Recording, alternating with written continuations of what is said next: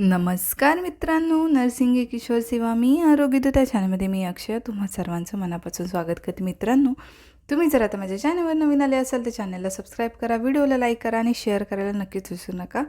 तर आजच्या व्हिडिओमध्ये आपण बघणार आहोत GNM first year difference between बघणार आहोत. मराठीमध्ये ॲक्टिव्ह सर्वेलन्स, पॅसिव्ह सर्वेलन्स. काय आहे हा डिफरन्स? 5 मार्काला हा प्रश्न कम्युनिटी हेल्थ नर्सिंगमध्ये विचारला जातो. चला तर मग व्हिडिओला सुरुवात करूया. ॲक्टिव्ह सर्वेलन्स म्हणजे काय आहे? तर यामध्ये आरोग्य कर्मचारी जे आहेत ते रुग्णांचा सक्रियपणे शोध घेतात. यामध्ये जे आरोग्य कर्मचारी आहेत ते काय करतात? रुग्णांचा सक्रियपणे शोध घेतात. तर यामध्ये काय होतं? तर यामध्ये आरोग्य संस्था ज्या आहेत म्हणजे हॉस्पिटल्स किंवा डॉक्टर स्वतःहून काय करतात? आजारांची माहिती आरोग्य विभागाला देतात. यामध्ये आरोग्य संस्था किंवा डॉक्टर जे आहेत ते काय करतात? स्वतःहून या आजाराची माहिती आरोग्य विभागाला देतात. दुसरा डिफरन्स बघूया आपण याच्यातला, की याची माहिती भेटीनुसार म्हणजे फील्डवर जाऊन माहिती गोळा करावी लागते. याची माहिती आता कशी मिळणार? तर आता एक प्रश्न आहे, हँडरायटिंग कळत नसेल तर मी काय म्हणते त्याच्याकडे लक्ष द्या आणि ऐका. व्हिडिओ शेवटपर्यंत बघायचं आहे. नुसता बघितला आणि मग काय कळालं नाही काहीतरी चुकीचं लिहू नका. मी काय म्हणते त्याच्याकडे लक्ष द्या म्हणजे तुम्हाला नक्की कळेल. ते याची माहिती काय आहे? तर माहिती भेटीनुसार म्हणजे फील्डवर जाऊन माहिती गोळा करावी लागते. ॲक्टिव्ह सर्वेलन्समध्ये जी माहिती आपल्याला जी द्यायची आहे ठीक आहे, आपल्याला आरोग्य विभागाला जी माहिती द्यायची आहे, जी आरोग्य विभागाला माहिती द्यायची आहे ती फील्डवर जाऊन आरोग्य कर्मचारी घेतात, गोळा करावी लागते. ह्या माहितीसाठी आरोग्य कर्मचाऱ्यांना फील्डवर जावं लागतं. गृहभेट किंवा अशा ते फील्ड असतात त्या वर्क करावा लागतो आणि तिथून ती माहिती गोळा करावी लागते. त्याच्यानंतर अहवाल आणि रेकॉर्डनुसार रुग्णालयातून माहिती देता येते. यामध्ये काय अहवाल किंवा रेकॉर्डनुसार जी माहिती आहे ती रुग्णालय ही माहिती पुरवतं. त्यानंतर तिसरा डिफरन्स आहे बघा, यामध्ये जास्त वेळ लागतो आणि मनुष्यबळाची गरज असते. यामध्ये काय होतं? वेळ काय आहे तर जास्त लागतो, ठीक आहे, आणि यामध्ये मनुष्यबळाची गरज असते. यामध्ये मनुष्यबळाची काय असते? गरज असते जास्त. यामध्ये जास्त कारण फील्ड वर्क आहे. जे आरोग्य कर्मचारी आहेत ते रुग्ण म्हणजे लोकांच्या घरी जाणार, तिथे त्यांच्या आजाराची किंवा त्यांची विचारपूस करून माहिती घेणार आणि मग आपल्याला ती माहिती त्यांना मिळत असते. तर यामध्ये मनुष्यबळाची काय असते? तर गरज लागते कारण आरोग्य कर्मचारी जाणार आणि मग शोध घेऊन येणार आपल्या ज्या आजारांचा किंवा एखाद्या आजाराचा सर्वे करतो आपण, एक सर्वेलन्स आहे हा. त्याच्यामध्ये आरोग्य कर्मचाऱ्यांना जाऊन तिथे माहिती काढून मग यायचं आहे आणि ह्याच्यामध्ये वेळ जास्त लागतो कारण ती माहिती घेता येते. तर यामध्ये कमी वेळ लागतो आणि मनुष्यबळही कमी लागते. याच्यामध्ये वेळ कमी लागतो. हॉस्पिटलमध्ये होतं. आता चौथा, यामध्ये खर्च जास्त असतो. यामध्ये काय आहे? ही खर्चिक पद्धत आहे ॲक्टिव्ह सर्वेलन्स.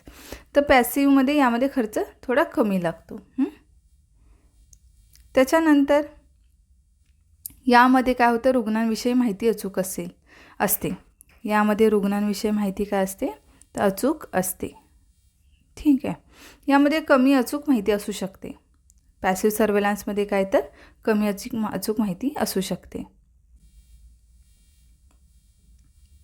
आता 6वा डिफरन्स आहे, यामध्ये माहिती लगेच मिळते. यामध्ये माहिती आपल्याला लगेच मिळते, ठीक आहे. आता ह्याच्यामध्ये काय होतं? तर यामध्ये माहिती मिळण्यासाठी थोडा उशिरा मिळते की उशीर लागू शकतो पॅसिव्ह सर्वेलन्समध्ये. 10वा डिफरन्स आहे, लक्ष द्या. 10वा डिफरन्स आहे, तुम्ही लिहिला नाही आहे तर तुम्ही ओरली सांगणार आहे शेवटी. त्याच्यानंतर याचा उपयोग साथीचे रोग, नवीन आजार शोधण्यासाठी होतो. याचा उपयोग कसा होतो ॲक्टिव्ह सर्वेलन्सचा? की साथीचे रोग किंवा नवीन आजार जे आहेत त्याचा शोध घेण्यासाठी होतो. तर सामान्य आजारांवर लक्ष ठेवण्यासाठी पॅसिव्ह सर्वेलन्सचा उपयोग होतो, ठीक आहे. आता 8वा डिफरन्स बघा. 8वा डिफरन्स काय आहे? तर आपण उदाहरणार्थ बघायला गेलो तर घरी जाऊन ताप अथवा साथीच्या आजारांची आपल्याला ॲक्टिव्ह सर्वेलन्समध्ये माहिती मिळत असते. पॅसिव्ह सर्वेलन्समध्ये काय होतं? तर रुग्णालयात दाखल झाल्यानंतर त्यांच्या रेकॉर्डवरून आजारांची माहिती मिळते. 9वा आहे डिफरन्स काय आहे? तर याचा उपयोग रुग्णांसाठी खूप महत्त्वपूर्ण आहे. ॲक्टिव्ह सर्वेलन्सचा जो उपयोग आहे तो रुग्णांसाठी खूप महत्त्वपूर्ण आहे. तर याचाही पॅसिव्ह सर्वेलन्सचाही उपयोग रुग्णांसाठी खूप महत्त्वपूर्ण आहे. आता 10वा डिफरन्स लिहिलेला नाही आहे, तर मी तो सांगते 10वा डिफरन्सकडे लक्ष द्या. तर तुम्हाला आता 9 डिफरन्स लिहिले, 10वा डिफरन्स काय लिहाल? कारण 5 मार्काला डिफरन्स असतात. ठीक आहे, 10 डिफरन्स तरी लिहिले पाहिजेत तुम्हाला. 5 मार्काला 5 डिफरन्स लिहून चालत नाहीत. तर 10वा डिफरन्स आता तुम्ही काय लिहाल की याच्यामध्ये ॲक्टिव्ह सर्वेलन्समध्ये रुग्णांकडे आरोग्य कर्मचाऱ्यांना जावे लागते. ठीक आहे, म्हणजे गृहपेठ मागच सांगितलं फील्डवर्ल करावे. तर याच्यामध्ये रुग्ण जे असतात किंवा ठीक आहे लोकांसाठी आरोग्य कर्मचाऱ्यांना घरोघरी जावे लागते. आणि पॅसिव्ह सर्वेलन्समध्ये रुग्ण स्वतःहून आरोग्य संस्था किंवा इथे डॉक्टरांकडे येतात. असा 10वा डिफरन्स लिहून टाका.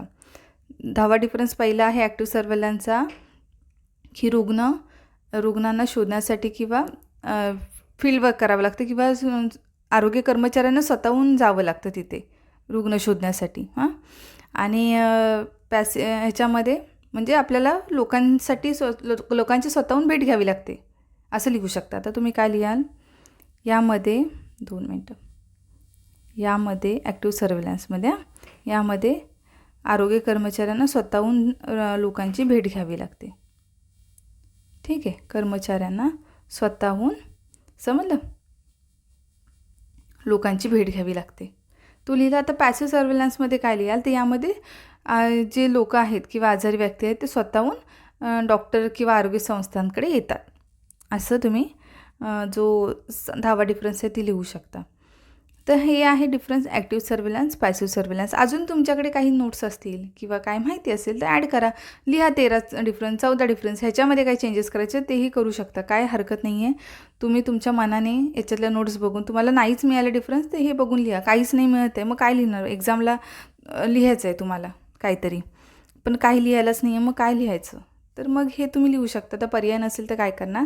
तर असा डिफरन्स आहे ॲक्टिव्ह सर्वेलन्स आणि पॅसिव्ह सर्वेलन्स. तर तुम्हाला कळालं असेल. 5 मार्काला हा प्रश्न विचारला जातो.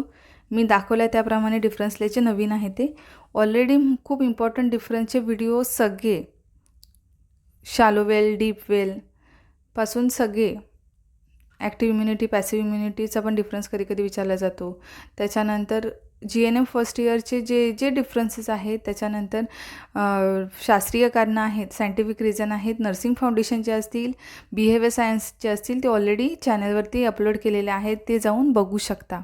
जे हे व्हिडिओ बघतायत ते थोडंसं मेहनत घ्या, शोधावं लागतील नाही. आणि त्याच्यातलं तुम्हाला काही खटकत असेल तर असं कंपल्सरी नाही आहे की तुम्ही तेच लिहायला फॉलो करायला पाहिजे. तुम्ही तुमच्या मनाने त्याच्यातले नोट्स घ्या, थोडंसं तुमच्याकडे नोट्स असलेल्या त्या फॉलो करा आणि लिहा. असं कंपल्सरी कुणालाच नाही आहे. तुमचे नर्सिंग ट्युटर जे तुम्हाला शिकवतात तेही तुम्ही फॉलो करू शकता. पण बऱ्याच जणांना नोट्स नाही आहेत, समजलं नाही आहे, तर तुम्ही हे बघू शकता, काय हरकत नाही आहे आणि लिहू शकता.